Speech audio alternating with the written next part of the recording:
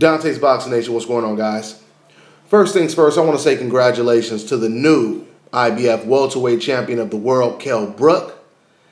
He just dethroned Showtime Shawn Porter this past weekend, and it was a good performance. You know, I thought it was interesting because a lot of people didn't look at it this way. This fight was very underrated, but this was a huge fight. This was a huge fight in the welterweight division. It was a game changer as far as I'm concerned. I mean, it's not too often you get two undefeated champions, or excuse me, two undefeated fighters in the ring going up against each other, and both of them have a very bright future. Okay? Neither one of these fighters were overrated. Both of these fighters, they knew how to adjust. They knew how to box. Shawn Porter, on one side, he knows how to fight on the inside very well. And Kell Brook, he kind of negated some of that inside fighting by tying him up the entire night. Now, before I talk more about the fight, I want to go ahead and talk about the double standards, because this is what I do. I expose double standards, and I will always do it. I think it's ridiculous when you have the fans that were talking about the Lara versus Canelo fight.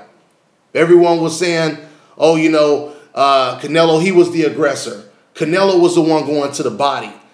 Going to the body apparently is more important than headshots, according to these decafs, right? So if you compare what Shawn Porter did against Kell Brook versus what Canelo did to Edeslani Lara, Shawn Porter wins by a landslide. I'm talking about comparing him to what Canelo did to Lara, okay? Canelo couldn't cut off the ring. Shawn Porter, he cut off the ring all night. Canelo couldn't land headshots. Shawn Porter, he did land headshots in the Kell Brook fight. Shawn Porter threw way more punches than Canelo did. Shawn Porter was way more active. He was way more accurate than Canelo was. But yet, for some strange reason, these fans who defended Lara for hardly landing any headshots, who was completely inconsistent throughout the fight, they defend him against Lara, but then they throw Porter under the bus after his performance, saying that, oh, this proves he was overrated. He got outboxed. He's another Andre Berto, and so on and so forth.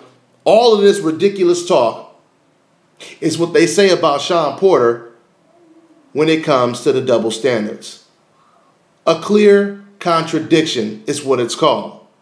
One thing you have to understand is when it comes to Shawn Porter against Kell Brook, unlike an Andre Berto, unlike a Canelo Alvarez, there was really nothing that Shawn Porter did wrong in this fight.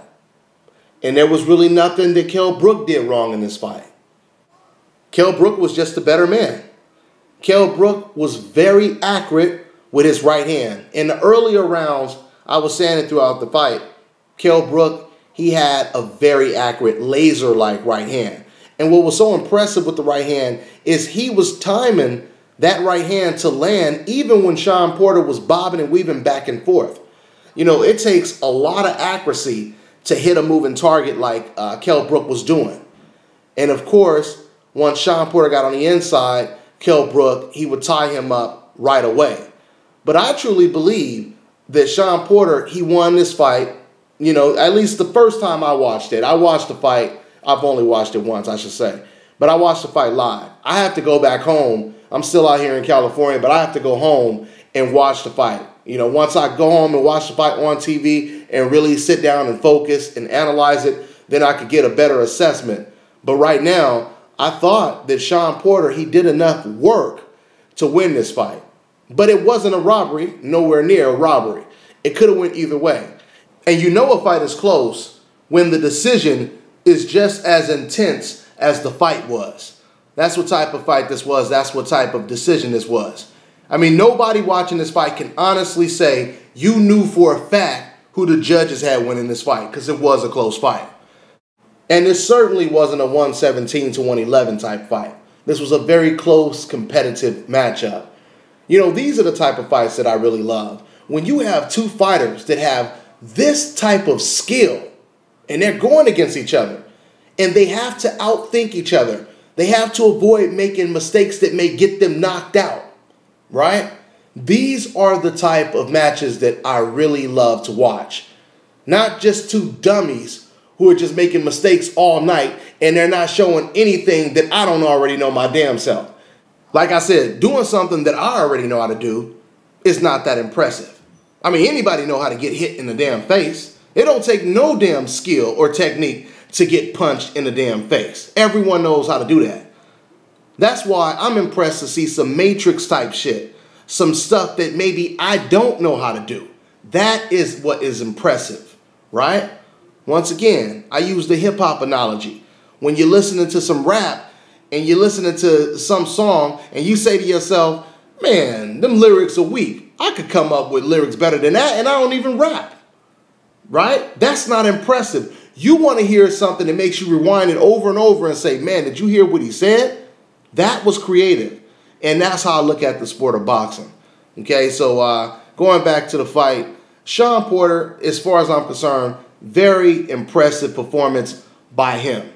Okay, he did what he was supposed to do. Like I said, he couldn't get around Kell Brook's tying and holding and clinching, but he did what he had to do. He kept the pressure. He kept tremendous pressure on Kell Brook.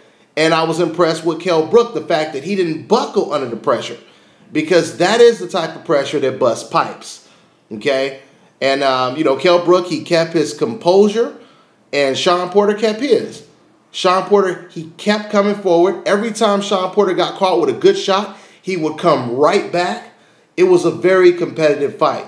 This is not the type of performance where you could say, oh, you know, this proves that Shawn Porter is overrated. No, because Shawn Porter, once again, he did what he was supposed to do in this fight. All right. But when it comes to Kell Brook, because he was the one that actually won this fight, on paper at least, you got to give this man a lot of credit. This man has a lot of skill. He is going to be very difficult to beat. And I'm talking about even for Keith Thurman. This guy is top notch. I like a lot of stuff he was doing in there. You know, there's only one other fighter that I know that has mastered and utilizes the stiff jab to the solar plexus. And that's, of course, Floyd Mayweather. He does it masterfully. Kell Brook is another person who does it masterfully. It was very impressive the way he was throwing that stiff jab, because there were times in this fight, people don't pay attention to stuff like that, but there were times in this fight where Kell Brook, he stopped Shawn Porter in his tracks by catching him with that jab to the gut. And, you know, you could tell it got Shawn Porter thinking. Like, man, I gotta be careful trying to go in on this guy. Okay? So Kell Brook is very smart. He showed a very educated check hook. And like I said, his right hand was on point. I did not think that he would be that accurate with that right hand, because Shawn Porter is not the type of fighter that you could hit with, you know, 2 or 3 clean shots. But every now and then, in a couple of rounds in this fight, Kell Brook was able to do just that. But once again, I go back to the decision.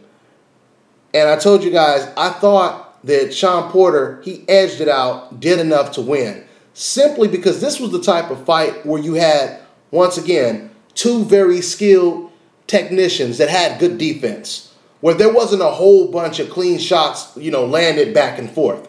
Right? It was few far in between. So in a fight like that, when you don't really have a whole bunch of accurate shots landed, that's when you go by who's the busier, because you can't really go off of you know, who's dominating, landing the punches, because it was very close, you know, in some rounds when it came to landing punches. So I thought Shawn Porter, he outworked Kell Brook at least the majority of rounds. There were, like I said, probably about 3 rounds where I gave to Kell Brook, you know, clearly.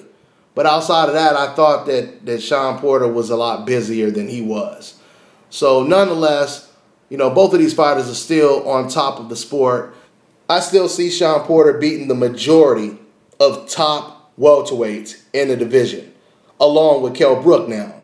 Another thing I wanted to mention is I noticed these decafs, they're always looking for a new boogeyman to claim that Floyd Mayweather is afraid of fighting, right?